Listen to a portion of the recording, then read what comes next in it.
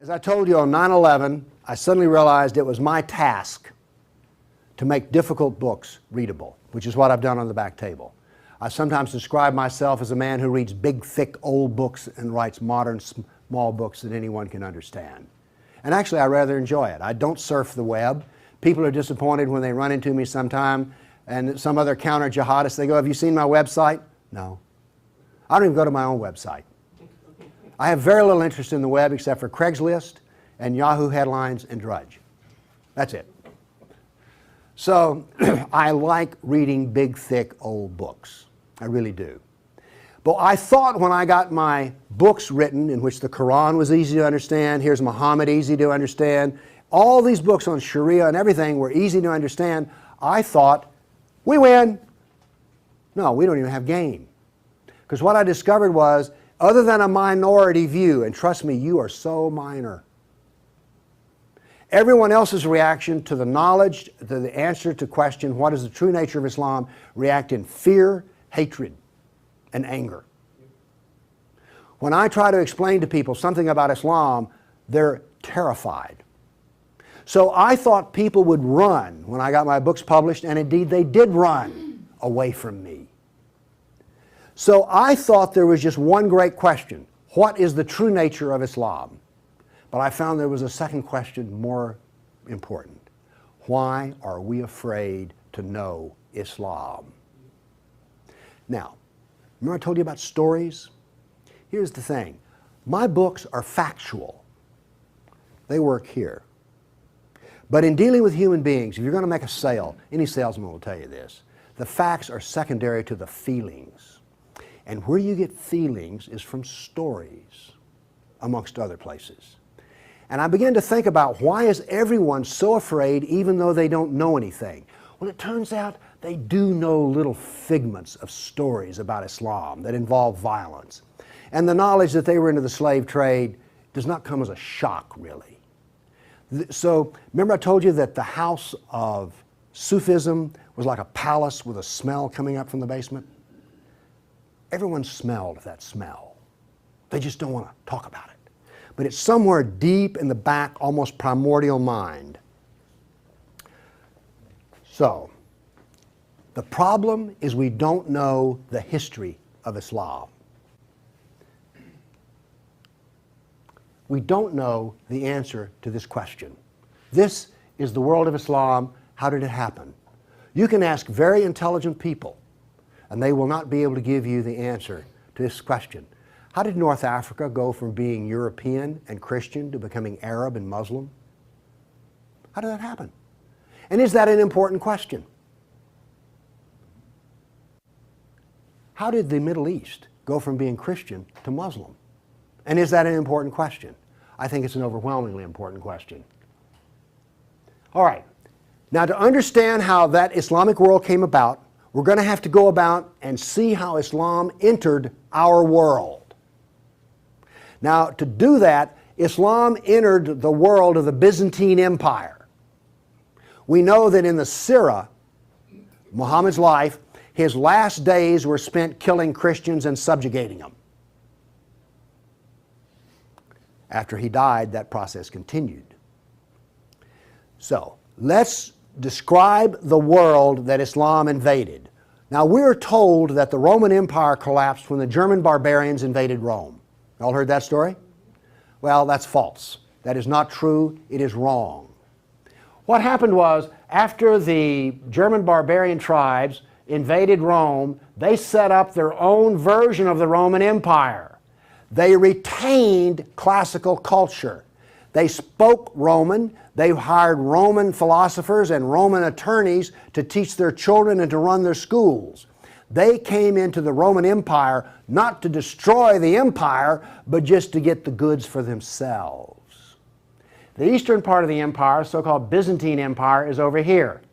Now, this is after the German invasion. The important point is this: there was still a classical empire. It's not collapsed. Then, after the fall of Rome, the Byzantines gradually exerted their political influence till now this was the new form of the Roman Empire. This is the Byzantine Empire, and it is about to be invaded. This is the classical world that Islam invaded. Notice that the classical world is still up and running. It's critical to remember that. It was now weak, but it was still up and running. We're going to see what caused its collapse. Here we see in 25 years, 3 stages of development of the spread of Islam. This is 25 years' work. How is it that the Arabs were able to do to the Byzantine Empire what the Persians could not do in Iran? Here's the answer to that question. It has to do with Iran, actually.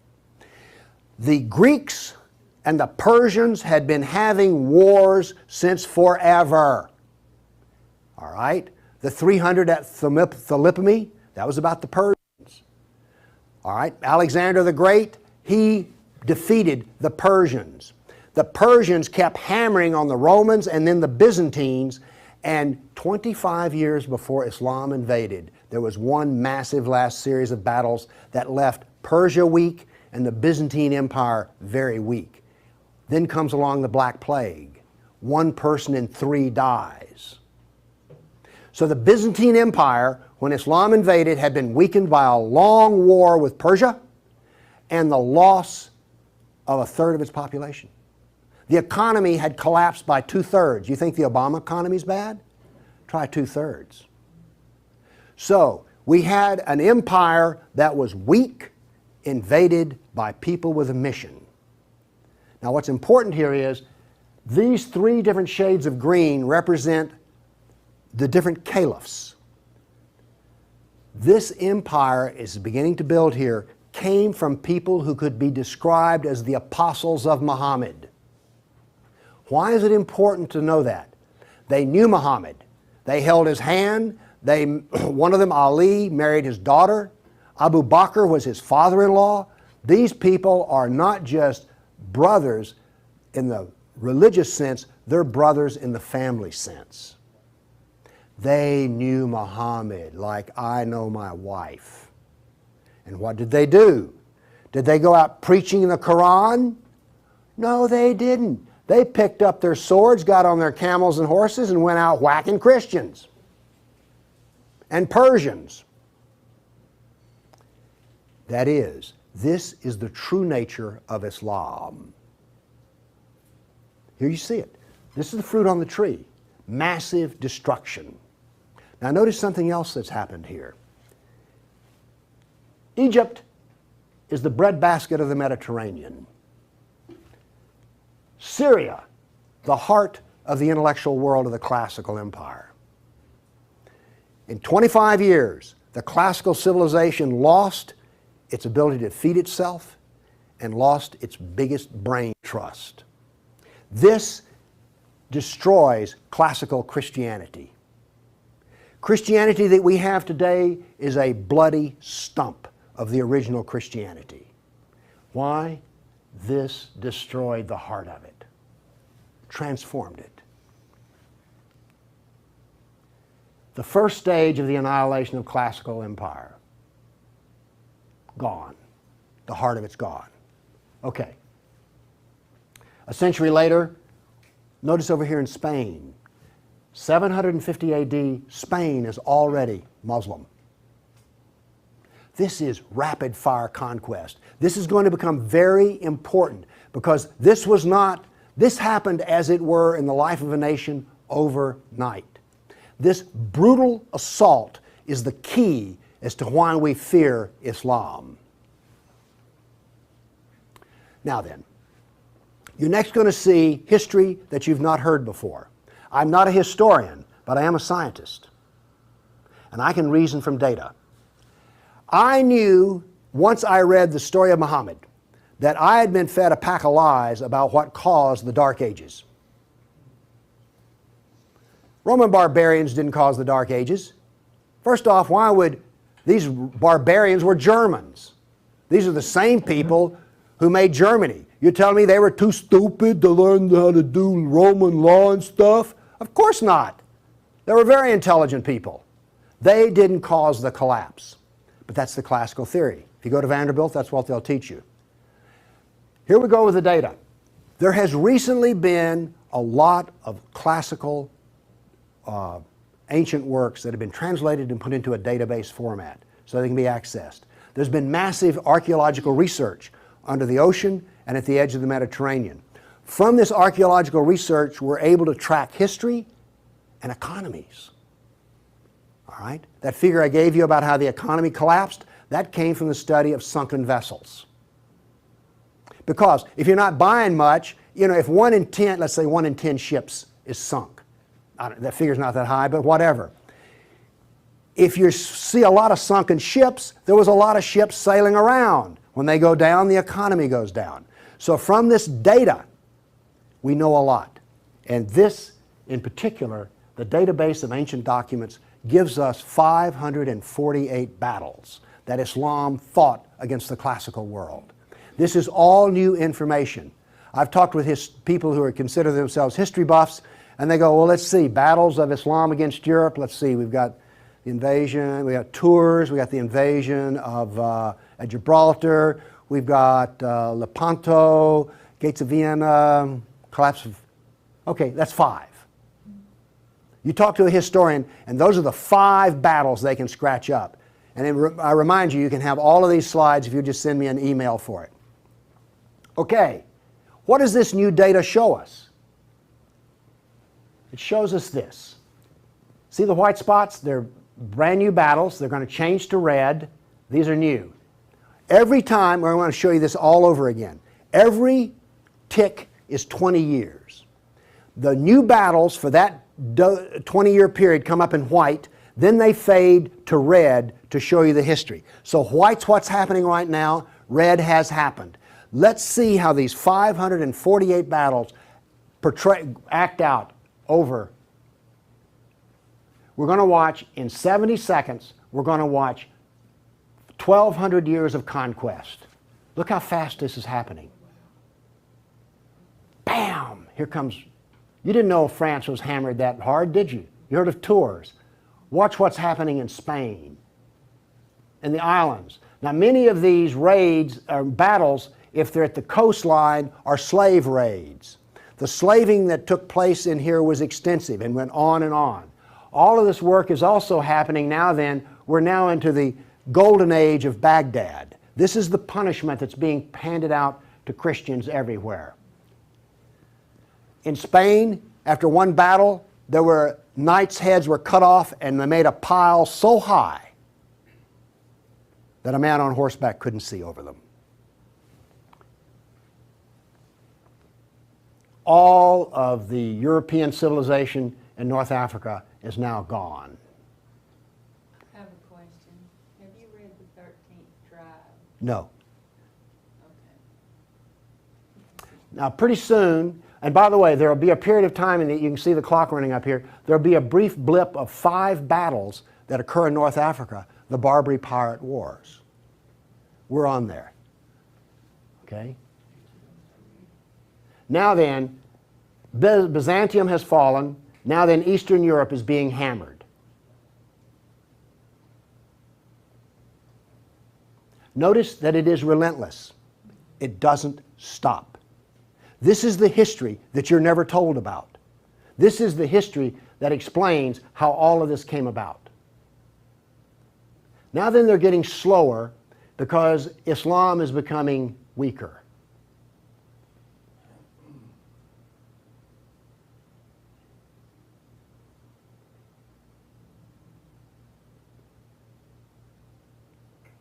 Why was it becoming weaker? Corruption. All empires collapse from the inside ultimately. Okay. I say that what caused the collapse of classical civilization was not the invading German barbarian tribes. I say that classical civilization was destroyed by Islam. Now comes the question, why do we not want to know that? We're going to answer that question. All right, now I want to give you the headlines. With all those little dots, basically what I've showed you is just quantity. Okay? Relentless, but quantity.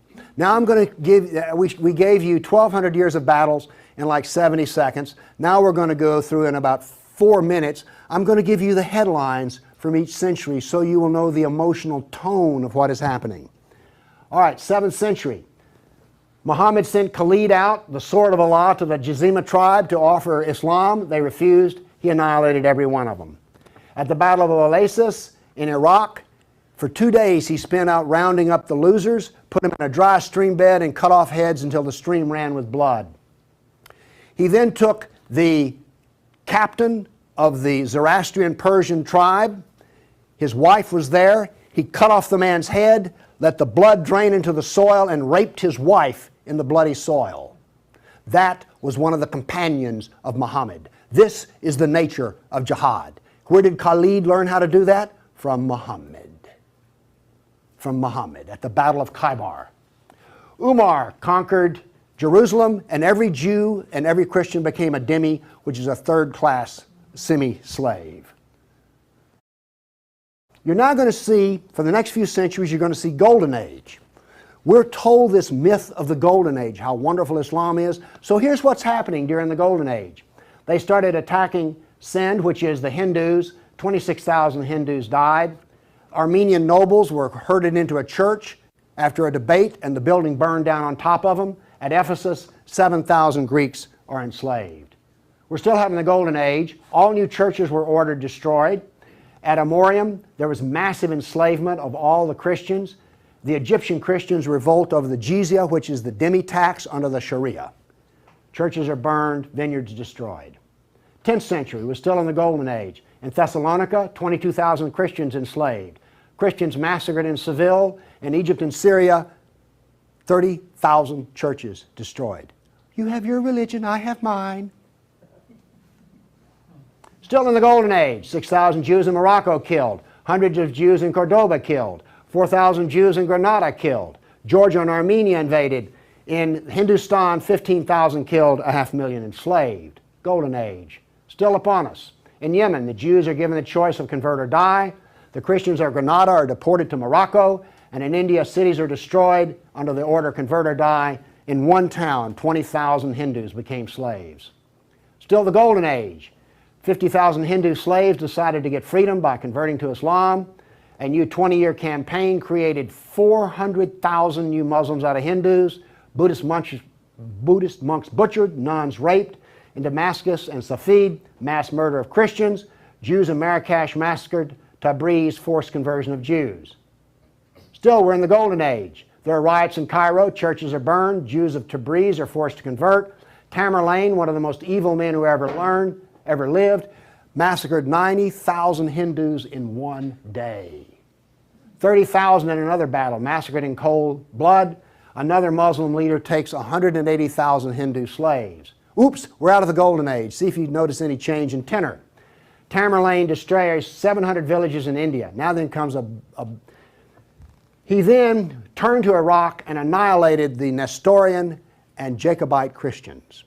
The Nestorian Christians, half of the Silk Route in China was Nestorian Christian. The Nestorian Christians had emissaries and missionaries in the court of China. Afghanistan was partly Christian. All right? Gone. This is part of the destruction of the church that no one knows about. 700 years of attack, they finally destroy Constantinople. 16th century, the son of Tamerlane destroys temples, forced conversions. Two of his generals built 2 towers of human heads. Once again, you couldn't see over them. And then noble women, Hindu women, started the practice of sati, which was mass suicide in order not to be sex slaves inside of the Sultan's harem. 17th century, Jews of Yemen and Persia forced to convert, forced conversions of Greeks. The Zoroastrians are persecuted in Persia, and over 500,000 killed Hindus. 18th century, more Zoroastrian persecution, Jews of Jeddah expelled, Jews of Morocco massacred, Hindu persecution continues. 19th century, more forced conversion of Jews, Jews of Baghdad massacred. Oops, 250,000 Armenian Christians slaughtered in Turkey. Now then, in Persia, the Zoroastrians are completely annihilated. 20th century, over 1 million Armenian Christians killed. 1 million. So you now not only know the number of battles, you now see the tenor of what's going on. You now know quality and quantity. Do you get the drift on how bad this was? Now then, the establishment doctrine is that we've already told you classical collapse had nothing to do with Islam, and indeed Islam was a source of good, because the hillbilly Europeans lost their classical learning and the shrewd, smart Arab Muslims preserved all the knowledge in the Golden Age. This is what is taught in our schools. I maintain that it was annihilated by Islam. Okay, we've been talking about land here. I now want to talk about water, because classical civilization was based upon the Mediterranean Sea.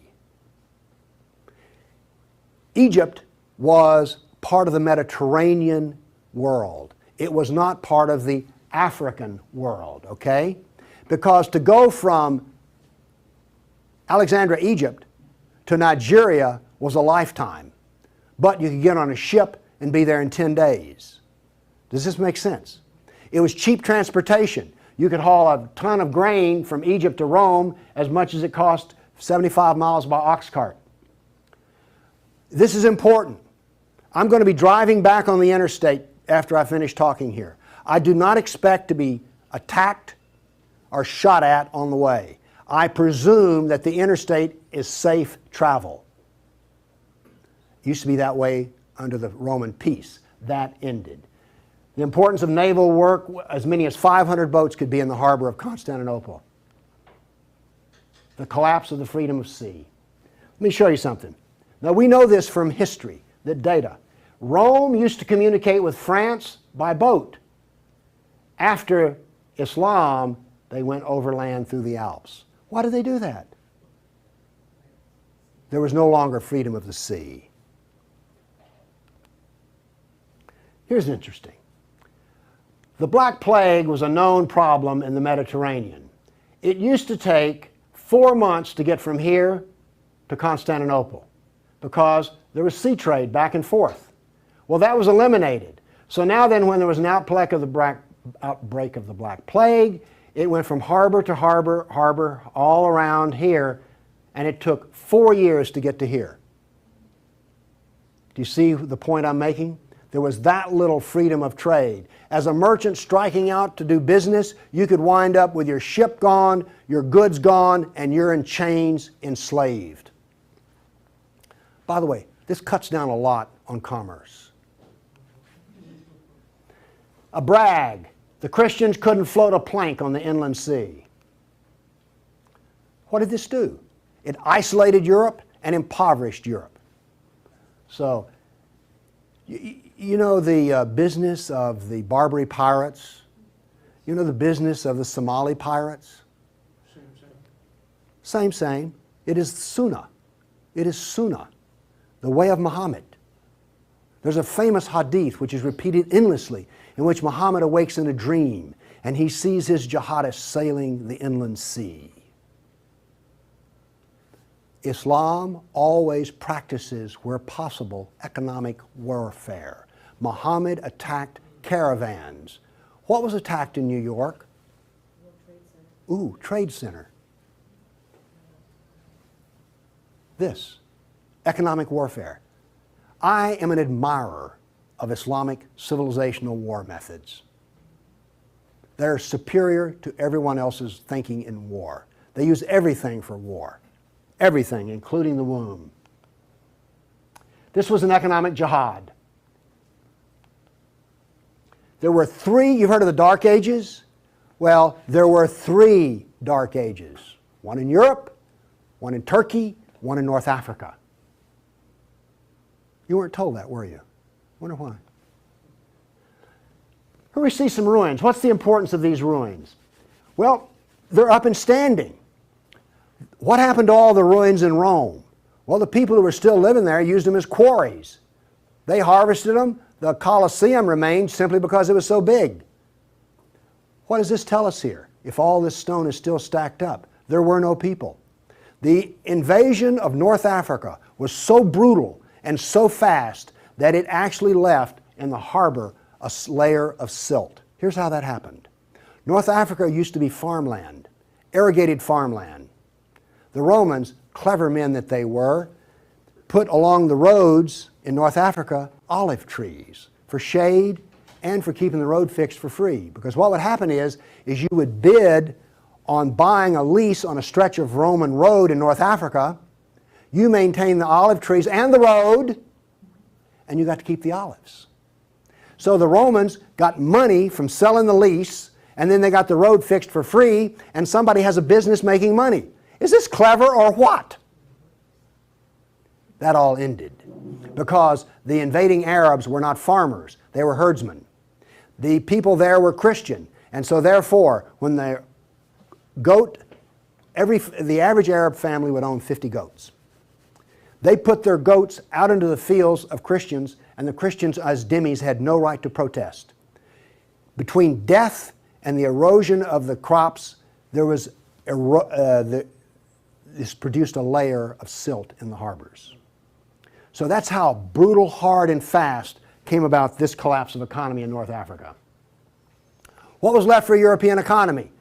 Furs, lumber, swords, and slaves. We're now really getting to one of the points where we don't want to know this history. Anybody here all real proud about how some of your ancestors were taken off a coast in Italy and then put into a harem in North Africa? And now you have children from that who are distant relations. You see, you may have distant relations in the Arab world you don't know about because 1 million Christians were sold into slavery. And by the way, the Venetians helped to do that. And another embarrassing piece of news is this. The Jews were very big in the trans-Mediterranean slave trade. Nobody comes out of this looking good. No one looks good. Are you also beginning to see, like, I don't think I want to know any more about this history at all? Okay? Are you catching on here? All right. Now, the other thing we're told that's so bad about Christianity and so pitiful about those poor Muslims are the Crusades. Who's ever heard this? Well, the Crusades, oh, that's so embarrassing. Gosh, you know, we got out of Europe, we went over there and invaded the Arab lands, and then we killed them and hurt them, and like, oh, I've heard preachers wallow in pity about how drastically bad the Crusades were. All right, first off, Islam, remember, destroyed 30,000 churches. The Jews and Christians were dhimmis.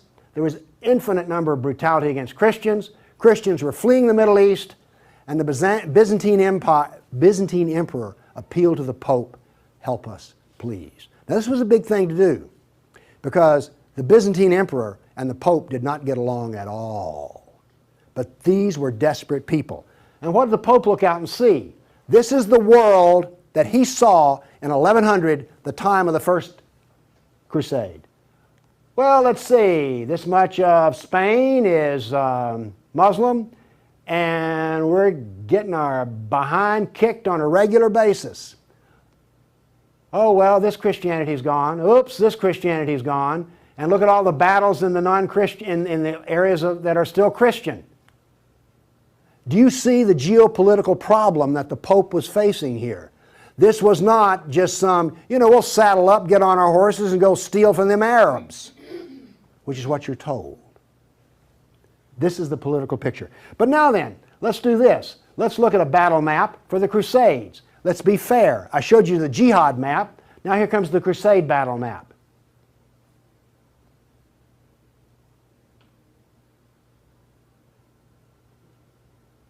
We're almost done. That's it. Now we're told that the Crusades are the moral equivalent of jihad. And therefore we need to be ashamed and whine and cry. All right. The Crusades were defensive, lasted 300 years, and the last one was over 800 years ago. All the jihad was offensive, lasted 1,400 years, and it's happening right now. In all probability, some Christian is being slaughtered in Nigeria today. Now,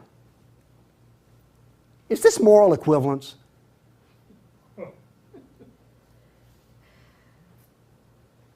Why won't they teach this in a church school? So the ministers will stop, oh, the Crusades were just so terrible. No, the Crusades were one of the few times the church put steel in its spine. And then we apologize for it.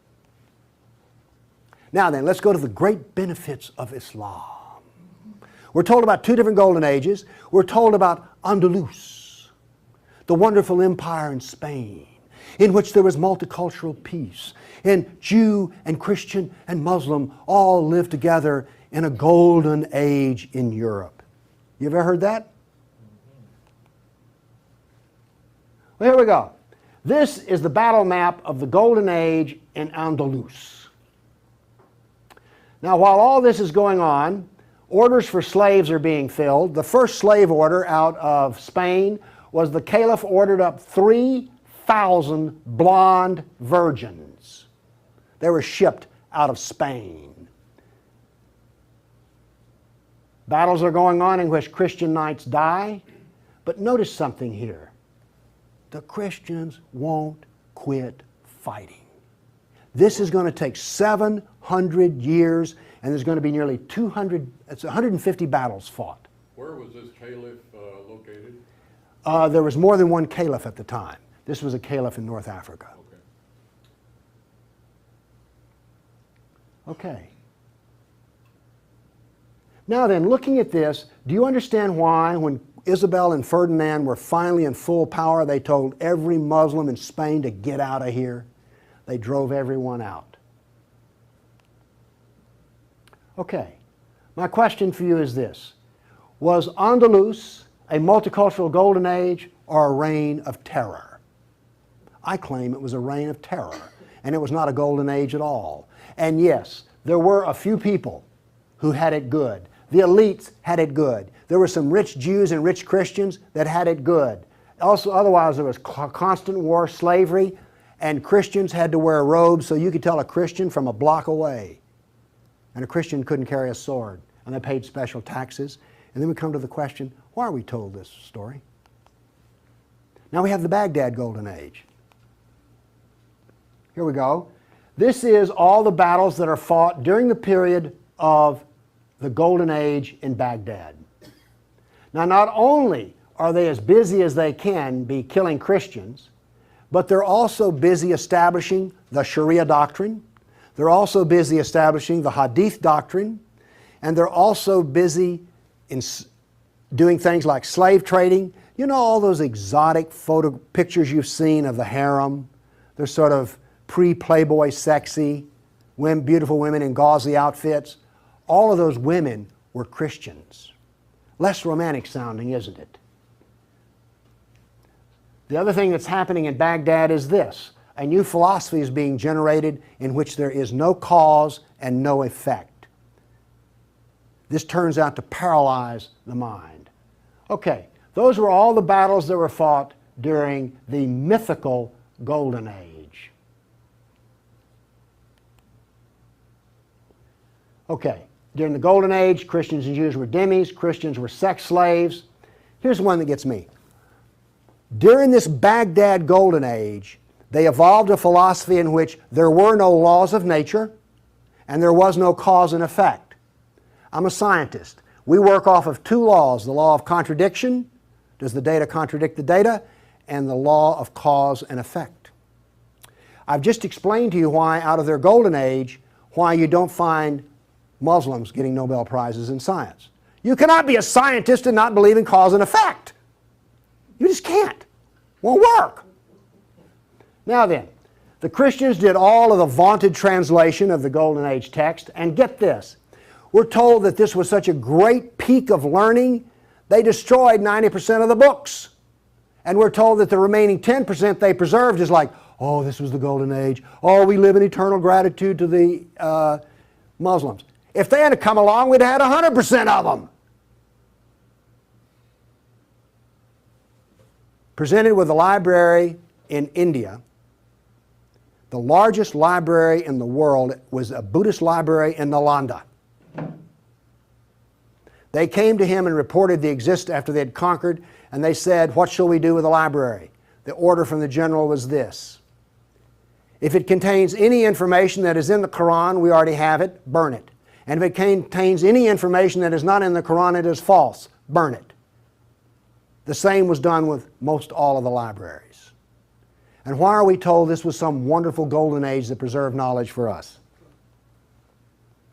Ottoman Empire, 1683. The reason I have this up here, Islam in Europe. That's the world today. I've now explained to you how this world came about. It came about through relentless, brutal persecution of everyone who was not a Muslim.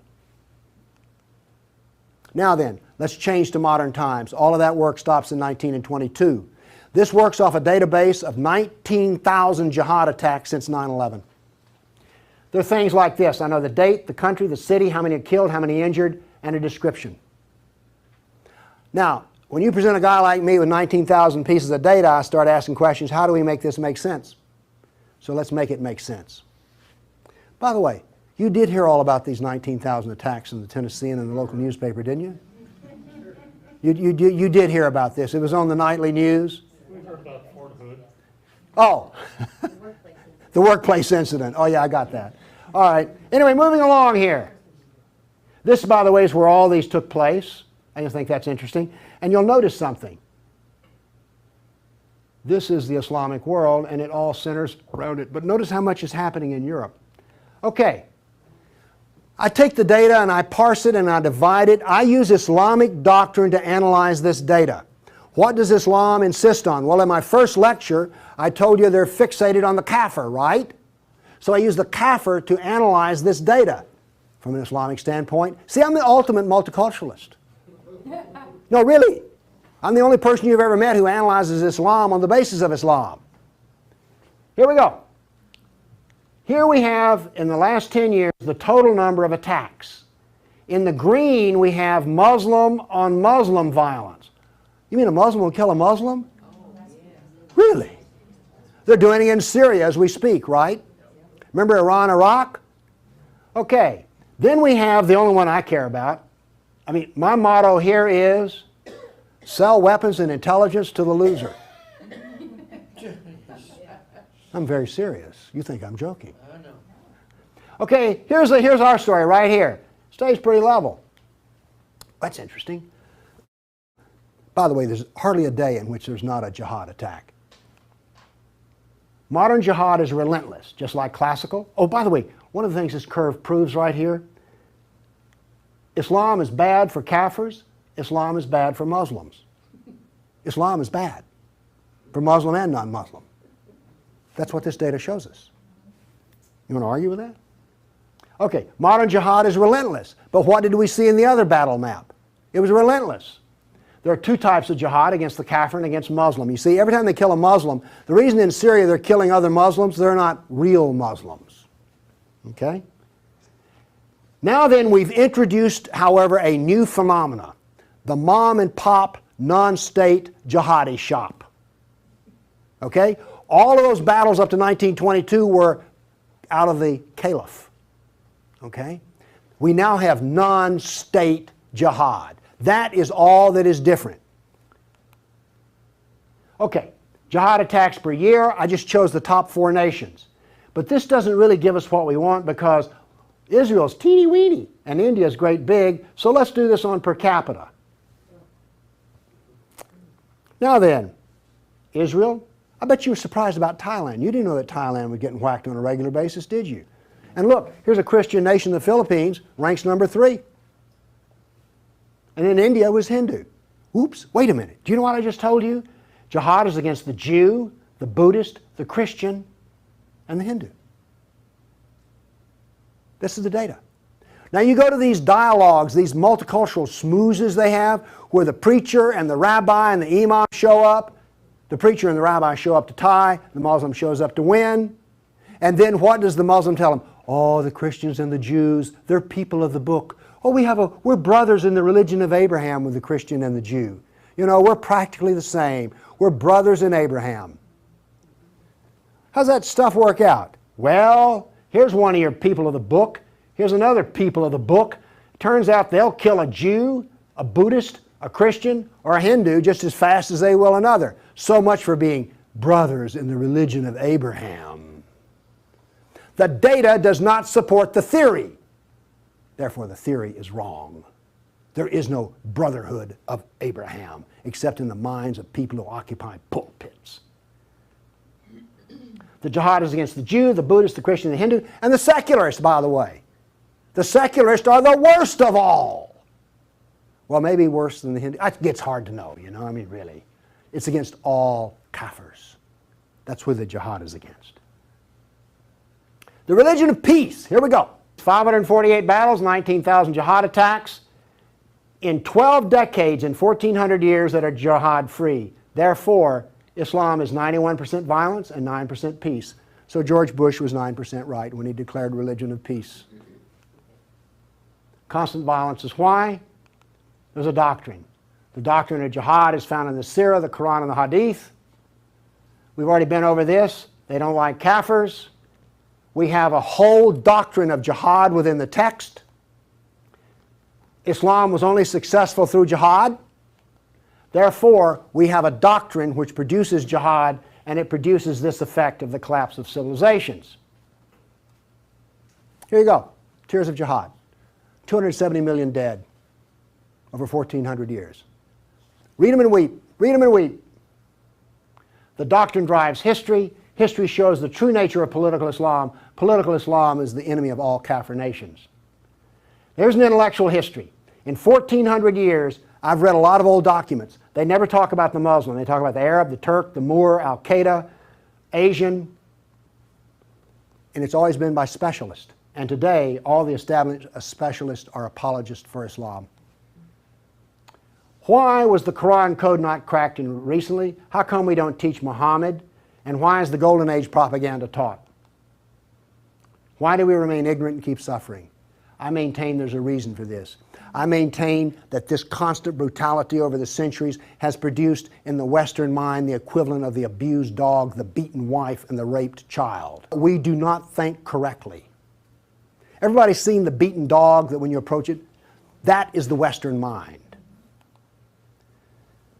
We deny the attacks. How much jihad is ever reported? The churches will not even admit that a Christian suffers anywhere.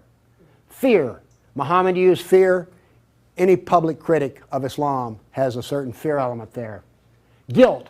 Oh, we haven't treated Islam right. If we treated him better, everything would be good. We don't teach the history. We humiliated. Who here is going to go home and brag about how your ancestors were slaves, how your history was annihilated, and that all we teach is the lie of the Golden Age? Have you not noticed since 9/11 how bitter and angry politics has gotten? The reason is we're not allowed to get angry at the enemy, so we get cranky with each other. We're powerless. Anybody want to debate about this? The abuser. Muslims will not admit they sold a single slave or ever killed a person. They're arrogant and self-confident. Islam is perfect. Word Islam means submit. They expect submission out of us, and they get it.